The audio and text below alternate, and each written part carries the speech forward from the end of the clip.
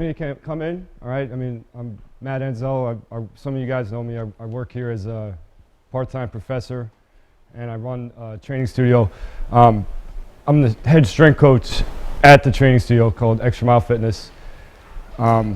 Basically, I guess what Doc did is he gave you guys a whole bunch of questions and you wrote them down. And there's some very good questions in here, and I'll answer them as best as I can. I'm not going to sit here and try to tell you I know all the answers to everything, but I'll give you my 2 cents. I've been doing this for, I've been doing training since I was 14, and I've been doing this to get paid almost 10 years now. All right, so I have pretty good knowledge, pretty good experience from doing this. I guess basically what I could do is we want me to just pull out some of the questions in here and just answer them, or if you guys have any questions as I'm talking, you just raise your hand and we'll just kind of talk shop. A lot of you guys, it's good to hear from somebody who's been doing this for a while. Some of you guys might be want to be future trainers. Even if that's not what you want to do, you want to be phys ed, all right? So you're going to be doing some type of exercise. You should want to keep increasing your knowledge, all right? And then some of you guys who want to get into the, the training field, all right? There's a lot of unknowns out there. There's a lot of things that you guys really don't understand just yet, being that you're in college, okay? So just looking at this, some of these questions, okay?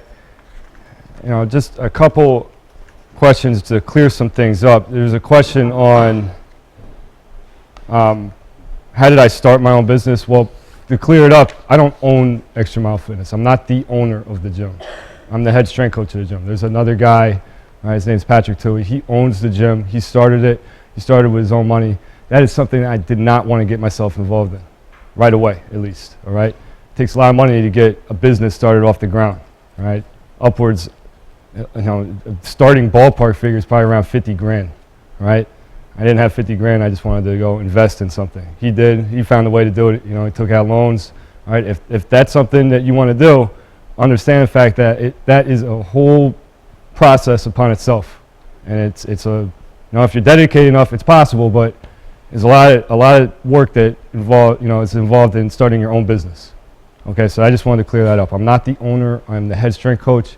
That entails that pretty much anybody that comes into the facility, I'm gonna assess them, create a needs assessment for them, create a training program for them.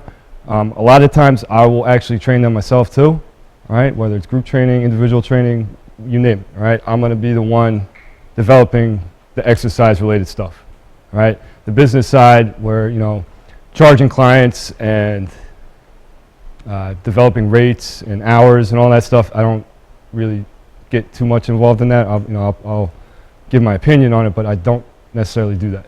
Okay, just to clear that up. Somebody had a question on that. Okay. All right. So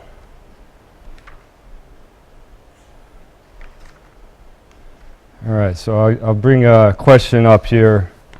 All right, this is Jacqueline Boselli, who's one of a junior field student doing their field experience at our gym, and she wants to know how often you test your athletes, all right, on certain lifts, exercises to improve their personal goals. How often?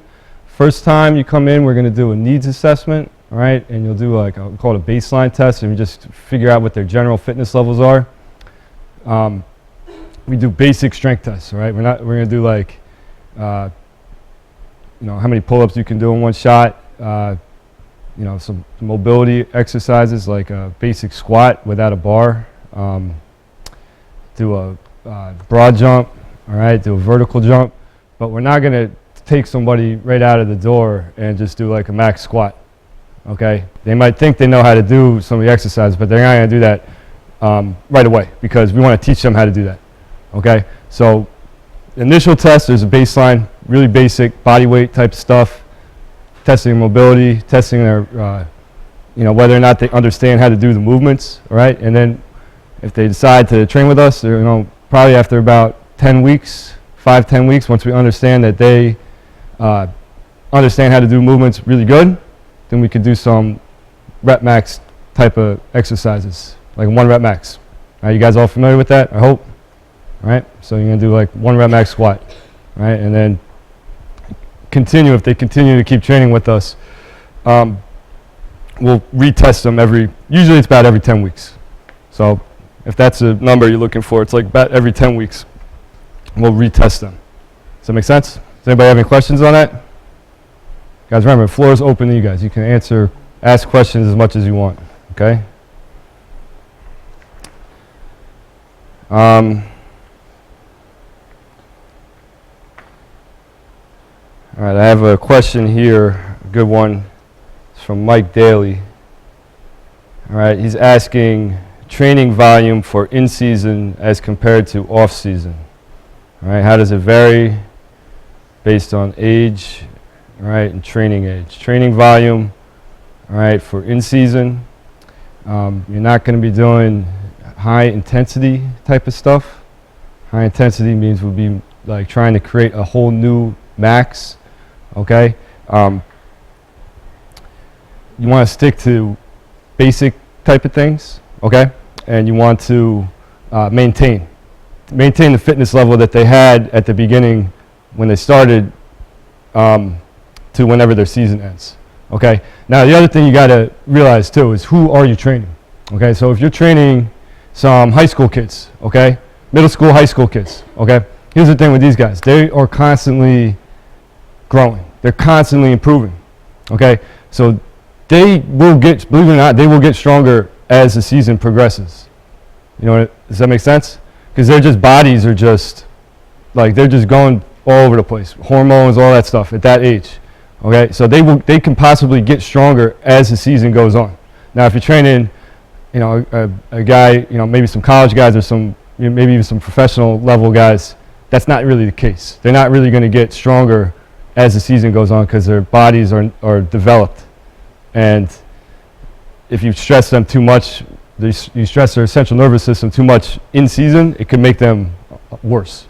So you just got to understand who you're working with.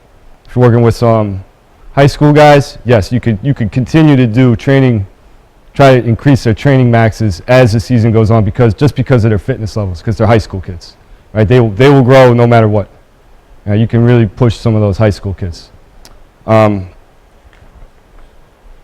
mean, if it's off season, okay, so now you got a couple weeks, or excuse me, a couple months before the season, that's when you're really going to push them, right? So the volume, the intensity before is high, okay? That's when you really push these people, okay? And just remember, the big thing is you got to, you know, when somebody comes in, you got to create a needs assessment for whoever it is, all right? If they're, you know, you can't train a high school kid the same way you train an adult. All right, so that is big. You determine what they need. Okay? Any questions on that? None? You guys are quiet. Okay. Somebody has a question in here, all right, asking about training philosophy. All right, that's a really good question. All right, and you know, a lot of you guys have actually been over there too, so you got an understanding on the way I approach things, okay?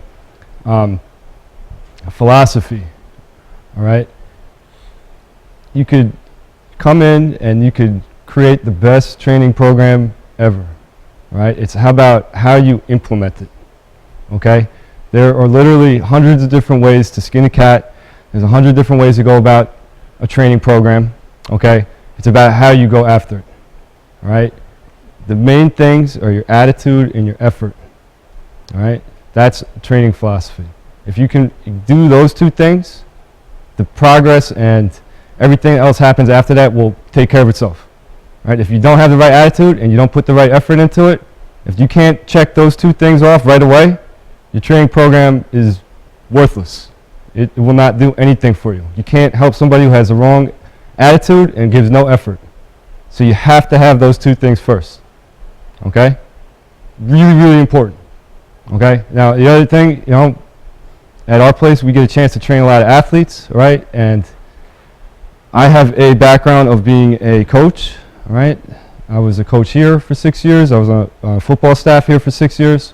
All right, and that philosophy from being a coach carries over into how I train. All right, I was not an athletic trainer. I don't attack the training, the people that we train. I don't attack it with a athletic training background. I attack it with a coach's mentality, which means I want to get these guys right upstairs. All right, and that means their attitude and their effort. If they can do those two things really well, they're going to be better. All right, and how do we get after that? You got to create some type of a training program that's going to get after their effort. All right? When they're ready for it, you push them really hard. All right? And then when they're, when they're tired and when they feel a little discomfort, they got to be comfortable being uncomfortable. And that is when you really will get them better. All right? You're making them mentally stronger. All right? And some of you guys who are former athletes, you should know exactly what I'm talking about. All right? That is extremely important. Attitude and effort. All right? That's a big thing with our training philosophy. All right? Once you get those two things down, yes, then you're going to get, you could develop we have some really good training ideas. We do a lot of stuff with bars. Bars meaning like you could do squat, bench with a bar on your back, bench press with a bar. I do a lot of that type of training, right? The basics. Then we get kettlebells, you get sandbags. We use a whole bunch of functional, really big on functional training, right? Don't have a whole lot of machines in our place, right? We don't have a lot of machines. It's a ground up facility, which means that everything was, founded from the owner. Every piece of equipment that we bring in there is from us. We don't have a big organization buying us equipment, so we don't use a lot of machines. Why don't you think we have a lot of machines? They're extremely expensive, and we don't really like them anyway. So that's extremely ineffective. So they're really expensive, and we don't like them anyway. So no machines. We have functional stuff: racks, power racks, bars, kettlebells, sandbags, tires, ropes, boxes for plyometrics, all that jazz, all that good stuff. Right? Like I was saying, right back to the philosophy. Attitude and effort, right? If you don't have them, right? If you don't have those two things, you're not going to be better, right? You're not going to be good at what you do, all right? Questions? Somebody, ask a question, please. No? You got the TVs rolling. No questions? All you guys do is have questions on the papers. It's all right.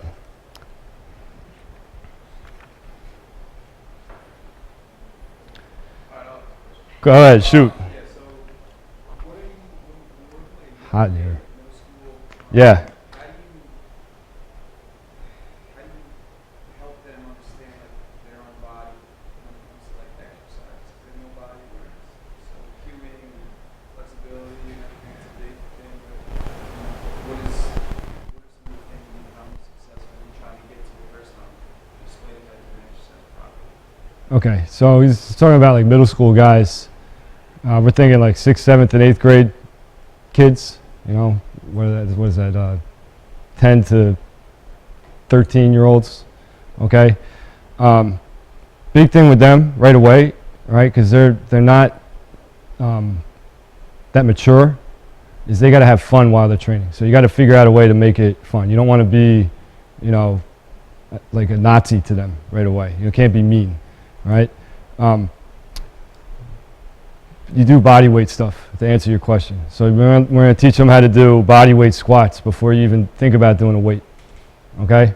You give them say you're doing a squat, you're going to put a Dynamax ball. It's like a big soft medicine ball. It's maybe a foot high, maybe a little bit higher than a foot high. So they're going to do body weight squats. Their butt has to touch. That way they have to go all the way down, all the way up. Question? So when do you feel it's necessary to load the body?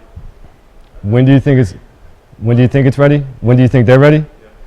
When they can demonstrate that they can do some body weight exercises for a good number in a row, maybe 15, 20, right?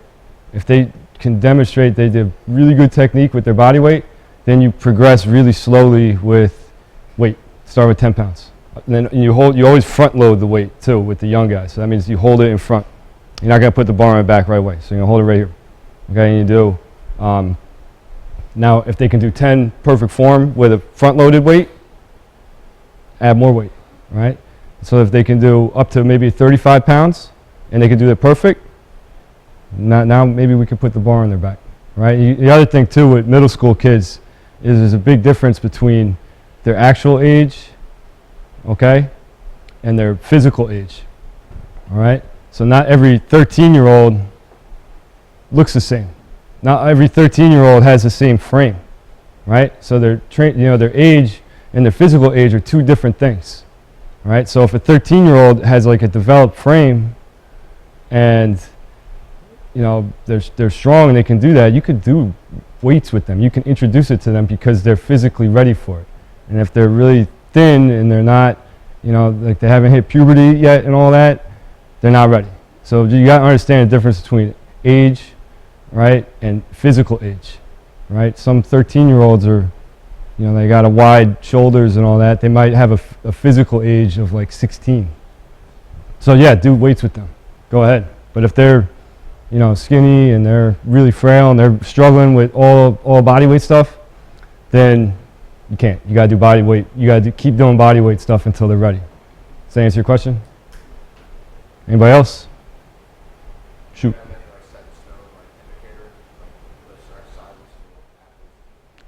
Like, are we still talking about middle school guys? Set in stone exercises. For older guys, we have a leaderboard, okay, of a whole bunch of different exercises that are like the bread and butter basic lifts that almost every gym does across the country, and they're tests, they're tests that you can measure, and you can like, hey, they're doing this here. You can compare it to the other gym, right? So we do vertical jump, right? That's a test for vertical power, all right? We do a 40-yard dash. We do a 1 rep max squat, 1 rep max deadlift, 1 rep max bench, 1 rep max military press, 1 rep max hang clean. We do a box jump, max height. So we have a leaderboard of like under 18 men and women, over 18 men and women. And it's just the top 3 of the people that have trained with us. And those are the lifts that we use to evaluate, people, especially after they've been training a while and they're ready to do those things. That's how we assess them. So those big lifts right there. Okay? Anybody else? Nothing? Question? I see you thinking, man. You want to say something. How long does it usually take for do you introduce Olympic lifts to middle school athletes and stuff like that in order to prepare them later on so when they're in high school they can do it? Once they're ready for it, yes. Yes. Like you can introduce, I wouldn't introduce a straight bar deadlift to like a middle school guy, but you can do a hex bar. Hex bar doesn't hit your central nervous system the same way a straight bar would. So you can introduce the hex bar, especially like the high handles on it. You could do hex bar deadlift with some of the youth kids, right? And if they have really good form, you just keep progressing them, right? But you'd have to evaluate them before you even had them in the hex bar, right? They'd have to demonstrate that they could keep a straight back as they try to pick something off the ground, all right? Keep a straight back as they do a hip hinge, right? Hip hinge is sink your hips back and, reach down and then pop your hips forward. That's a hip hinge, right? So you have to demonstrate you can do that with a straight back. If you can't, right, and you have no flexibility, you won't be able to do a hex bar. You'll hurt yourself. So you can't do that, right? Question? What would you say is the number 1 or 2 things incorrect with the squat? Forward lean, knees in, shoulder mobility, ankle mobility? It's probably depth. The biggest thing people struggle with on squat is their depth. Right? You go over to the gym over here in D'Angola, you'll see some horror shows in the weight room, people doing squats. You guys are laughing, you know what I'm talking about. So the people do squats and they're doing half squats and they're putting on like, 3 plates on each side and they think that they're doing it right. Not really. So most people don't understand like depth. Like you got to get the most out of the squat exercise, to get all the benefits out of it, you got to break 90 degrees and then come all the way up It's how you really hit in those hamstrings, those glutes, and those quads. All right, if you're only doing a half a rep, it's not the same. You're not going to develop your glutes and your hamstrings the same way. You're not going to work on your mobility. It's not going to hit on your, your hip flexibility and all that if you're not doing it all the way down. Squat's a great exercise if you do it right. If you don't do it right, it's not anything really. So when someone can't do it because they have imbalances, so they're not flexible. There's a whole lot of different ways you can correct the squat. So if somebody struggles with depth, you give them a gauge. You put a box down there with some pads, and you say you have to touch, and you have to come all the way up, right? If somebody struggles with their knees in, okay, you can put bands around their knees. So if there's a band around their knee, like a small band, it forces them to pop their knees out. So they'll keep the knees out as they drop into the bottom of the squat. Those are two ways to correct squat if they have those two things wrong with them. Question? Do you guys do movement screening with athletes, new athletes? In the beginning, we do a couple different movement screens, but we do not do functional movement screen, not yet at least. We do the hip hinge test, rotational T, and an overhead squat. That's it. How do you grade them? You just 1 to 10. Yep, 1 to 10. 10 would be if they can drop all the way down, keep the, for overhead squat, if they can drop all the way down into the bottom of the squat and keep the bar over their ears, they get a 10. All right, if they don't, it's a kind of a subjective test, so if they really struggle, we'll give them like a 0. But it's not like a set in stone way to grade it that we do. Does that answer that? Yep. Question? would you program a snatch for people that aren't getting into CrossFit and Only if they demonstrate that they're capable of doing all those other exercises, like squat, bench, deadlift with perfect form. But yes, we would do snatch. We do a hang snatch. Right, that means from your knee. We're not going to do it from the floor. That's really technical. It takes a whole lot of time to teach. You could be doing other stuff while you're doing that, right? But a snatch is a really good exercise. Teaches explosion, teaches flexibility, right? But only with people that I think can handle it.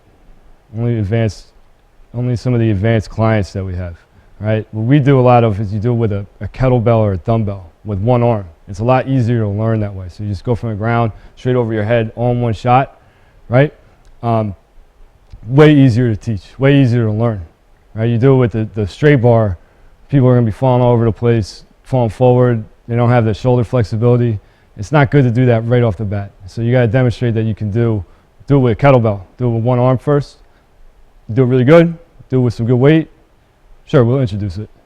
It's a good exercise to learn. It's technical, teaches explosion. Sure, you could do it. Yep. Anybody else? Nobody? See what. Let me ask you, some of these students came the extra mile as junior fields. Some of them, I believe, are interested in doing their internship at extra mile. What do you expect an intern coming to your facility? What do I expect? How them do the internship? $200. Well, it's a good question. I want to see them, first of all, I want to see if they're accountable. Right? They're getting ready to get a job in the real world, and they're getting ready to get a job. You're not in college anymore. So first thing I want is, one of the first things I want to see if you're going to be there on time. Right? You're going to be there. You're going to pay attention. All right? You're not going to be playing on your cell phone the whole time. All right? And after that, I want to see if you're into it. So if you're there, you actually want to learn our system. All right? If you're not interested in doing the system that we have, that means giving really good effort and maybe getting put in some uncomfortable spots, then don't even sign up in the first place. All right? Because that's what I do. It's what I believe in. All right? I like to push people. I like to get their attitude right and make sure that their effort. I'm really big on effort. I want to see if you're putting in good effort when you're training with me. If you're not about doing those things, don't sign up. Don't, because you're going to do the training that we do. All right? I'm big with the learn by doing. That means you do the exercises, you do the workout, you learn from it, and then you put people through it after that. So some of you guys who've been there, sometimes it's not that easy, but you learn from doing it. All right, so be ready to learn, be accountable, and give me that attitude and effort that I was talking about before. All right, if you can do those things, you're going to be all right. Does that answer? Yep. What, there's competition out there. Just take the area that you're in. There's 24-hour, several other types of gyms, lunch, personal training, and so forth, so forth. You guys are in business, doing fairly well. So what makes your situation Different. than what other people do? It's different because it's not a pay and use the equipment type of gym. You're paying, and really what you're doing is you're getting into a system, right? So people come in there, they pay to, they use our gym, which is, it's not like it's not a commercial gym. It's not, necessarily the most, coming in, it's not the most inviting place. I mean, it's a warehouse, garage doors, right? So it's got that, kind of rocky type of feel to it, right? A lot of people we train are athletes, right? They want that edge when they play. They want to know that they're outworking, they're tougher than the other person that they're going against, right? Yes, we do have an adult base too, and some of those adults, they like that kind of stuff, right? They like knowing that it's not like a Planet Fitness where if they yell or whatever, they're going to get thrown out of the gym. All right? We encourage you to scream. Right? Encourage you to get crazy. You get more out of it. It's more fun. You create a good atmosphere. Right? So to answer your question, I mean, what separates us is the system. What separates us is the trainers themselves. All right? That's what separates it. Anybody else? Question?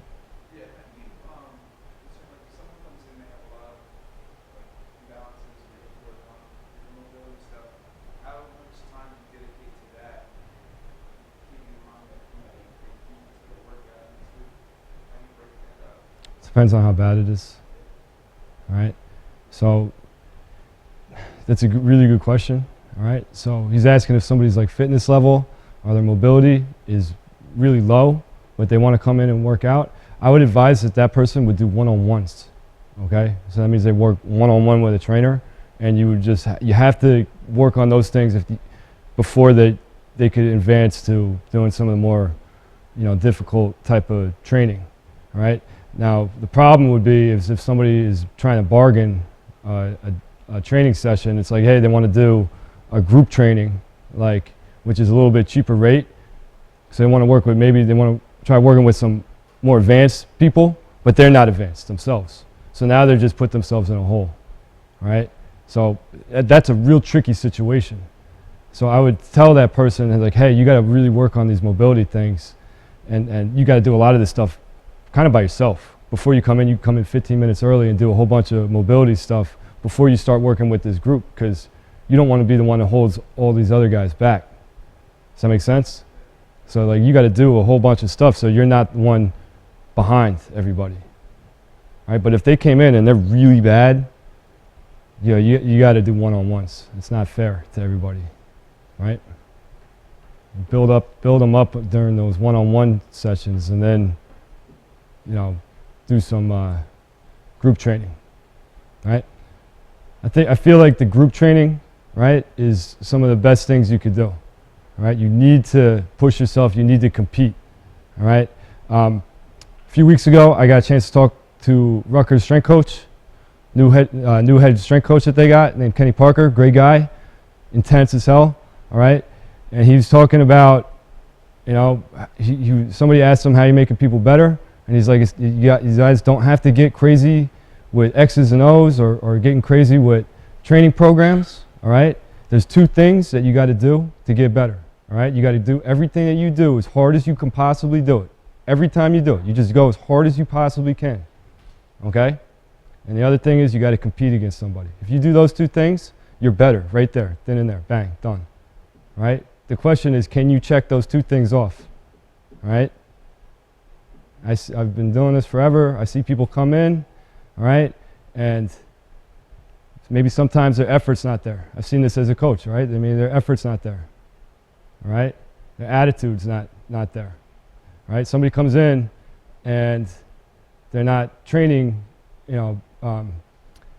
by themselves or something like that, right? Training by yourselves could be one of the worst things you could do because you're not having anybody to push you, right? So you go in, you train as hard as you could possibly do. Everything that you do, every stretch that you do, every exercise, every rep is as hard and perfect as you can do it, and you compete against somebody.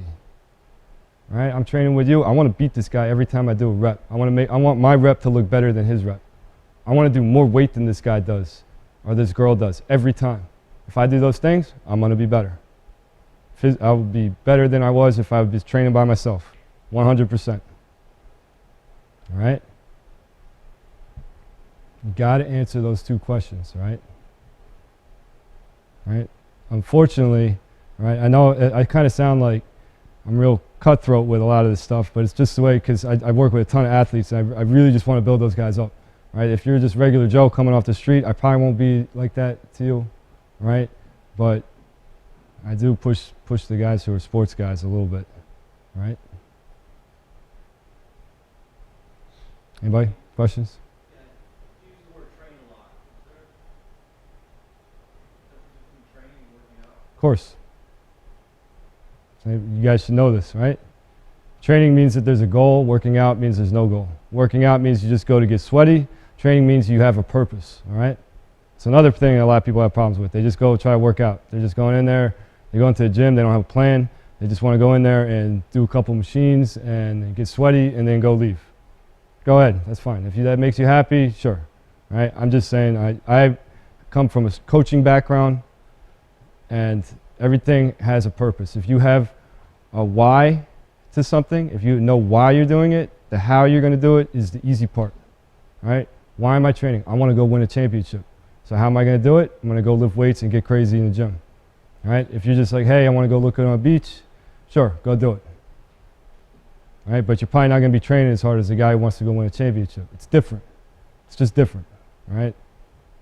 I'm all about train athletes. You got to develop them mentally. You got to train. You got to put a goal in their mind. Whether it's to start, whether it's to get some playing time, or whether it's to win a championship. All right? Just saying, you guys are getting a little piece of my mentality with this, because I was a coach, and I attack it with a coach's mentality. It's different than an athletic trainer or a regular trainer. I just have a different mentality about it. All right? Question? Do you ever get, I don't want to say tired, but, working with certain people who maybe don't have that effort? Absolutely. Down, Yes. man, I want to do this, I just want to go home. It is your job to build them up and create goals for them. All right? So if the client you have or the person you're working with doesn't have a goal, make them have a goal. That's on you. And if there's a goal to it, it'll be a lot easier for you to work with them. Yep. It happens all the time. You work with, middle school Johnny who doesn't want to, who's going there because his dad or his mom is making him go, and they hate it. Well, that's bad. It's a lose-lose for everybody. But don't you be the one with the bad attitude. All right? Try to build them up. All right? Create a goal for them. All right? And if you're working with, a person who's just, trying to improve their health, give them some goals. All right? Let's try to get our body fat percentage down. All right? Why don't you go try to do a 5K next month? Give them some goals to do. All right? Not everybody's playing sport to go win a championship, right? But if you're, average Joe, give them some goals. Hey, let's go do a 5K. Let's go do a triathlon. So let's train for that. Now you got a goal, right? It's going to give you a reason to go into the gym and get after it a little bit harder, right? If you don't have something that you're trying to work towards, doing all that stuff is going to be 20 times harder, Promise you. Right? Questions?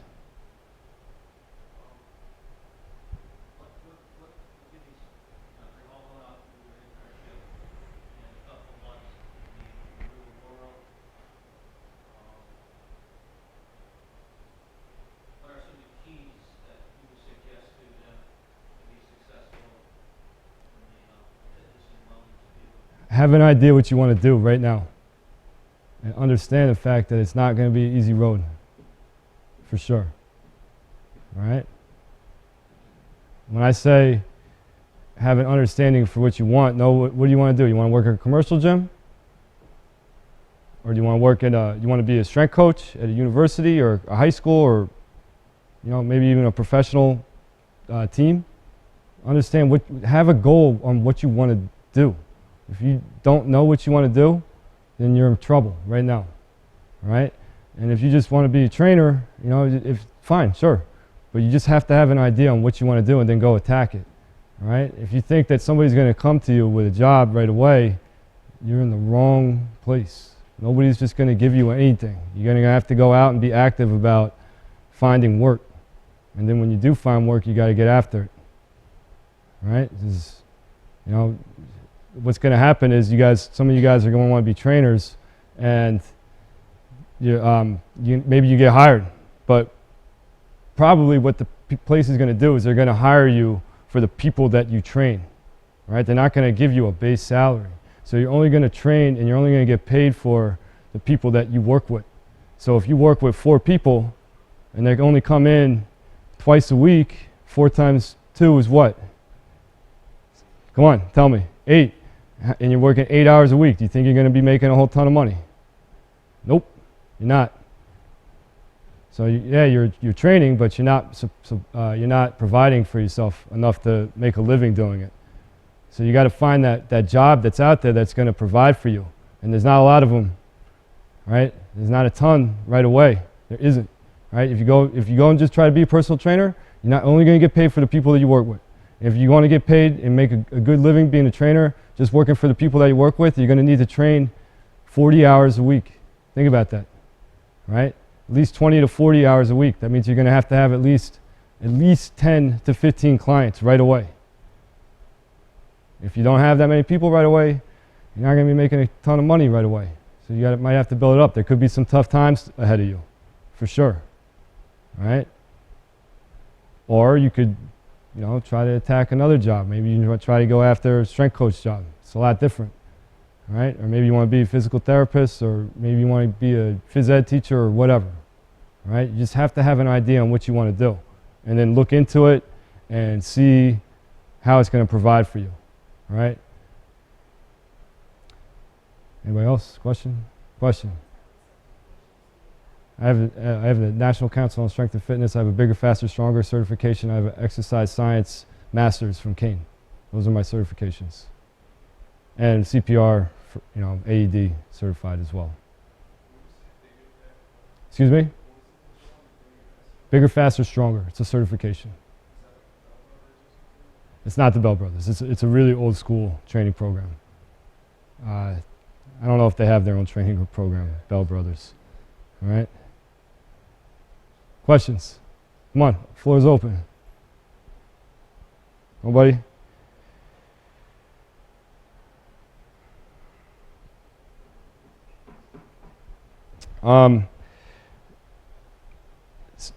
Back to what he was just talking about. So you want to be a trainer, you want to work in you understand the difference between working privately and working in a public institution. Think like a high school or working in a college, okay? So you're private, you're working in a private business. The clients is your bloodline, all right? So they need to keep coming back. You need to make them happy. They need to like you. You need to have a good relationship. You got to make them keep coming back, all right? So you have to have a really good relationship with them, all right? If they like you and they keep coming back, that means you're going to get paid, right? That's something else you guys got to understand, okay? You work in a public institution. Think like a high school. Maybe you're a teacher, right? Those people are stuck with you, right? if you guys are my students, you guys got to stay with me the whole semester, right? We have this relationship. I'm a teacher, you're a student, right? You guys have to go through my program, or else you're going to fail, right? You work privately. I'm your trainer. If you guys don't like me, what are you going to do? You're going to go to another place. You're going to leave. And if somebody leaves, what happens? Come on, this is simple economics. If people leave, what happens? You're going to lose money. Yep. So that's a whole different dynamic right there, all right? Way different. If I'm really successful, I'm personable, we got a good operation going on, you're going to get hundreds of people to come in, the sky is higher. That means you can make a whole lot more money, all right? Working in my public institution, I'm a college strength coach, all right? If I'm a college strength coach, the big thing right there is performance, how these people are going to do. They got to keep coming in. I mean, they got to work for you. They are stuck with you. And if not, they're just going to quit. And the next guy comes in, all right? When you're in that private business, you want to keep as many people as you can to make it, cost effective to yourself, right? It's a whole different dynamic you got to understand, all right? Anybody else? Questions? Questions about training? I'm kind of just hitting on philosophy a lot. Does anybody have training questions? Nobody? Massimo. Majority of athletes get trained on lacrosse players, right? At our place, yes. I'd say at our place, yes. Probably about 60%. So does their training vary from training a football player? Okay. The big thing that I hit on, right? Attitude and effort, man. So those are the things. The training program is just going to hit on those things. So is there a big difference between the two? Not really. All right, we're going to attack them with exercises and training programs that are going to make them mentally stronger. All right. Some of those guys train together. All right, they want to train together because, you get a couple guys who are really good lacrosse guys. We got a couple guys who are like All-Americans, Player of the Year type of guys, and they want to train with a guy who was playing, arena football. They want to train together because they're super competitive. So does it matter that one guy plays football and one guy plays lacrosse? Does it matter? No. What matters is that both of these guys want to go in and just push themselves, push each other. And that's why we'd pair them together. We're pairing them together not based on their sport. We're pairing them together because of their competitiveness. You know what I mean? If I think the two guys are really competitive and really get after it, I'll put them together. I get a baseball guy who's trained with lacrosse guys. Right? We do it because they're super competitive, right? And then, every once in a while we'll throw in some exercises that hit on, some of the sports that they do, but we don't revolve the whole training around that. Like baseball, we'll do some rotational stuff, a whole bunch of rotational stuff, but in lacrosse too, they do a whole bunch of rotational stuff too. Like, when you take a shot, you got to have good rotational strength. So baseball, you got to have good rotational strength too because you swing. So we do a whole bunch of that too. Does that make sense? I'm big on the competitiveness, man. Anybody else? Questions?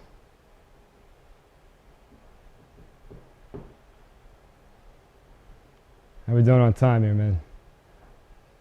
All right, how about we do one more question? Somebody give me a good one.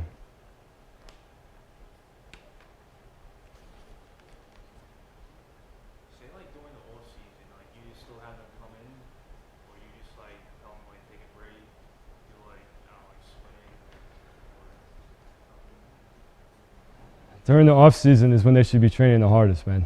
No, I'm saying like right after the season, like not. Right after the season, maybe a week or two, and then they got to get back.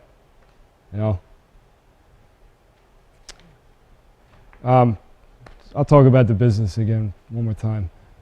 Just creating, you guys really got to understand the whole private and public thing, all right? Now, when you train a whole bunch of athletes, what's a factor? All right, especially guys who play a lot. You have a lot of people who are in college and they train. What's a big factor with that in your business? What's that? They're in and out. Why are they in and out? Come on, somebody answer this. It's not that hard. Why are they in and out? What's that? They go away to play games. What's that mean? Where are they going? They're going back to school. So where are they not? Yes, they're not training with you. So it's a real seasonal type of thing. So it's really important that you build a steady flow of clients that don't go away. And who are the steady flow of clients that don't go away? What's that? Yeah, your regular population, your adults. That's important, right? Because they keep coming back. They keep the doors open at your place because they are a steady inflow of cash. How many days a week those kids training with you like that after school? 4 days a week. They train a lot, man. Yep. Some people train 5. They're really getting after it. Yep. You know, if the people who are really competitive, I would recommend that they train 4 days, possibly 5 days a week. All right. If they can handle that, they will train 4 to 5 days a week. Question? What does the training split look like for an athlete? Training split for an athlete. First, we'd have to figure out which one. We talking about the advanced guys? Okay. They want to go Monday, Tuesday, Thursday, Friday. Right now, I'm kind of developing what I'm going to do in the summer with all these guys that are coming back. I'm trying to figure out what I want to do, training-wise. But what I did last summer is Monday's anterior day, Tuesday's posterior, Wednesday is a mobility day, Thursday is back to anterior, anterior front half, right? Anterior Thursday be max effort. You do lots of like 5 rep maxes type of thing. Friday's posterior. Friday is like the pull day, as in you do hang cleans, and then Tuesday, back in the week, right? Tuesday's a posterior day. That's when you do deadlifts. So it looks something like that. And I like doing that because when you have anterior and posterior days, every workout's full body, and it's way more taxing on your body. All right, you get a lot more, full body cardio effect out of doing that. You're going to burn calories, and you're going to get in a whole lot better shape if you would just have done an upper body and a lower body split. I'm not a big fan of doing that, upper body, lower body, because I feel like on those upper body days, you're not as taxed. You don't get that. You don't really ever get your heart rate up too high when you do a upper body day. It's just how it is. Question? Do you vary in volume and intensity throughout that week For for training? you're talking about the anterior posterior day? Yeah. Volume would probably be the first 2 days, and then the last two days would be less volume but more like rep max type of things. Does that make sense? Yeah. I might change it up the way I do it this summer. I might actually go back to upper body, lower body type of thing. Figuring that out. What? Anybody else? Question? Yeah, do athletes that compete have a specific chart, calendars like that person, and they just follow? We have a book. We keep track of. We take notes on all people that come in. I do. Yep. You should all do that if you ever want to train. We have a book. Some of you guys who've been with me, if you ever come back, I'll show it to you. You have a big binder of like Rolodex with all the athletes, and it's their maxes and their just notes on what they've done. If somebody did this and they got hurt, you should make a note of that. Another thing too is we have a big whiteboard, kind of like this, and you put everybody's name and then like their lifts across. So like real small, you see what everybody's numbers are. It's a lot faster to do that. So if I'm on the board and I want to see, hey, what they did, last week, or I want to see what their max squat is, just go over and you see it right there. That's 2 ways to do it, right? Have a whiteboard and have an actual binder of clients. Anybody else? Do you guys do percentages of the maxes? We can. You talking about doing a percentages program? Yeah. For certain people, I do. Yep. Consistency is a big thing with that. All right. He's talking about. He has a really good question. All right. I guess we can end on this one too. So he's asking about doing a percentages, right? So a percentages type of program. Those are some of the best type of programs. All right. So if you're trying to create a training program, like this week, we're going to do, 85 or 65, 75, 85% of my bench max, and we're going to create a workout off of that, right? And then next week we'll do 60 or 70, 80, 90%. And then the week after that, it's 75, 85, 95% of a max.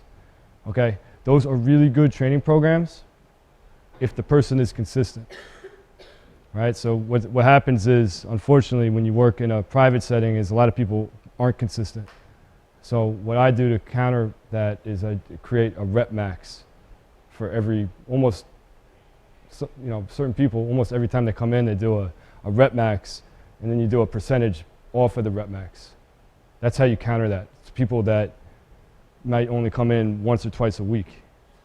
You know what I mean?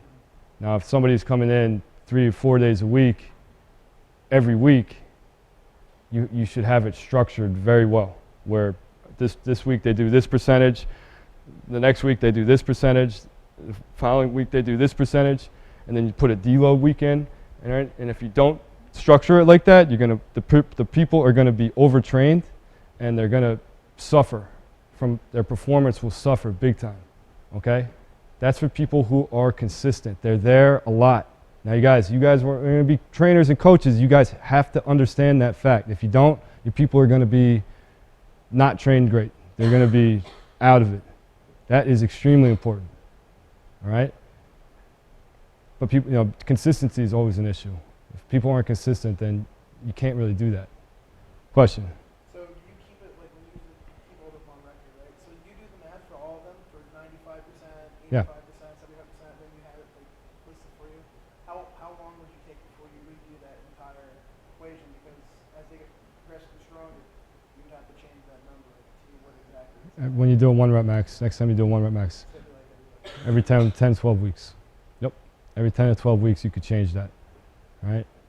If somebody keeps killing it every time they come in, a mistake that people make is what do you think a mistake would be? Like, hey, this guy just killed it. He did his percentage, and he did his last one was a rep out, and he did it 15 times. He did awesome on it. What do you think a mistake would be? To go up more weight on the next one.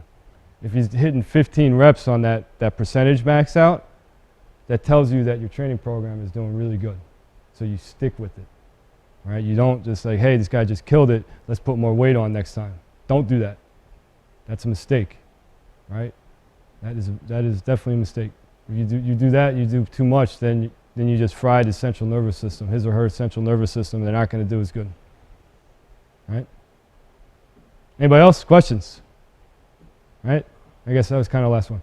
Look, one last time. Right? All the stuff we just talked about was great. All that. Right? Attitude and effort. You have to have the right attitude and effort. If you don't, all this stuff doesn't mean anything, especially if you're training people who are competitive. Attitude and effort are so important. All right? You cannot help anybody who doesn't check off those first two things. If they don't, I don't want you there. Right? And if you were one of those type of people, I would never pair you up with the people I considered that were really good. You'll go work out with, you'll go work out. Work out means you don't really do anything. You don't have a goal, right? If you're a person that I consider really competitive and you have great attitude and effort, I'll make sure that you guys are all together and you train, and you will do things that you never thought were possible. All right? I mean, 2 guys last year, finish off on this, 2 guys last year that I trained, lacrosse players, won national championship. First team All-American as a freshman. Other guy was second team All-American defensive player. They beat Maryland in national championship. Those guys will be back in this summer. All right? If you wanted to train with me this summer and if you wanted to consider yourself good, you would get paired up with those guys. If not, forget about it. Anybody? Good? All right. Good job.